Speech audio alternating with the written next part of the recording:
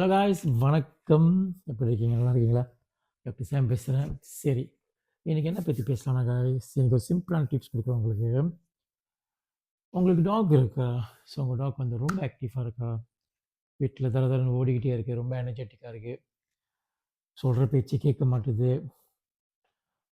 உங்களுக்கு பெரிய வீடு இருக்குது, பெரிய வீடோ சின்ன வீடோ அது ரெண்டாவது விஷயம். ஆனால் வந்து நீங்கள் நல்ல சாப்பாடு கொடுக்குறீங்க, தூங்குறதுக்கு வந்து நல்ல இடம் கொடுக்குறீங்க, தண்ணி கரெக்டாக வைக்கிறீங்க, டாய்ஸ்லாம் வாங்கி போடுறீங்க, புது புது டாய்ஸ் வாங்கி போடுறீங்க, அப்பப்போ ட்ரீட்ஸ் வேறு கொடுக்குறீங்க தேவைப்படும்போது. ஆனால் உங்கள் டாக் வந்து உங்களுக்கு என்ன ஃபீல் பண்ணுதுன்னா வந்து பத்தலையே, ரொம்ப ஆக்டிவாக இருக்கானே, சேட்டையாக இருக்கானே, சேட்டை பண்ணுறானே. நான் வந்து காய்ஸ் அக்ரெசிவ் பற்றி நான் பேசலை, அதாவது கடிக்கிற தன்மை பற்றி பேசலை. அந்த மாதிரி டாக் இருந்துச்சுன்னா இந்த வீடியோ வந்து உங்களுக்கு இல்லை. சுட்டித்தனம், சரியான சேட்டை. ஸோ அந்த மாதிரி டாக் இருந்துச்சு நம்ம என்ன பண்ணலாம்? ஆக்சுவலாக காய்ஸ் 2 வீக்ஸ் 2 வாரம் மெத்தட் ஒன்று இருக்குது. நான் சொல்கிறது இப்போ வந்து நீங்கள் 2 வாரம் நீங்கள் கரெக்டாக கடைப்பிடிச்சிங்கன்னா உங்கள் டாக் வந்து 70% வந்து காய்ஸ் நீங்கள் வந்து ஒன்றும் ரிலாக்ஸாக இருப்பாங்க, நீங்கள் சொல்கிறது பேச்சு கேட்பாங்க, வீட்டில் ஒன்று நிதானமாக இருப்பாங்க.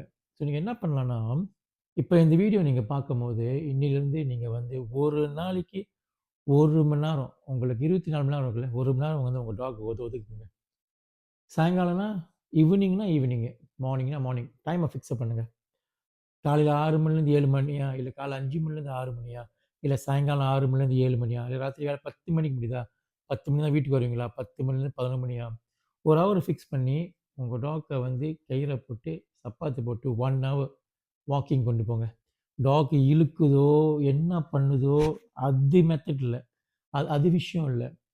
வாக்கிங் கொண்டு போங்க, வெளியே ஒரு ஹவர் கொண்டு போங்க. நீங்கள் எப்படி கொண்டு போகணும், எங்கே நிப்பாட்டணும், டெக்னிக்ஸ் பற்றி நான் பேசலை, வெளியே கொண்டு போங்க. ஒரு ஹவர் போயிட்டு நடந்துட்டு வாங்க.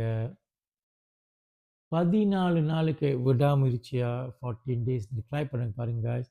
10வது நாளில் பார்த்தீங்கன்னா உங்கள் டாக்கோட மாற்றம் தெரியும் காய்ஸ். டாக் ஒன்று வீட்டில் ரிலாக்ஸாக இருக்கும், சொல்கிறது ஈஸியாக கேட்கும், சேட்டெல்லாம் குறையும். I want you guys to try this.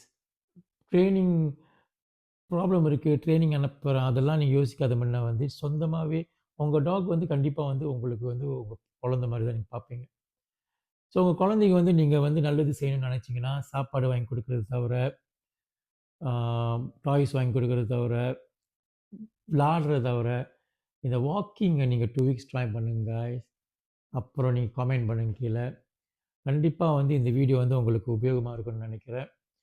வேற என்ன, அவ்வளோதான் guys. Thank you so much for வாட்சிங். என்பிமேஸ்வர்கள் எல்லோரும் வாழ்க.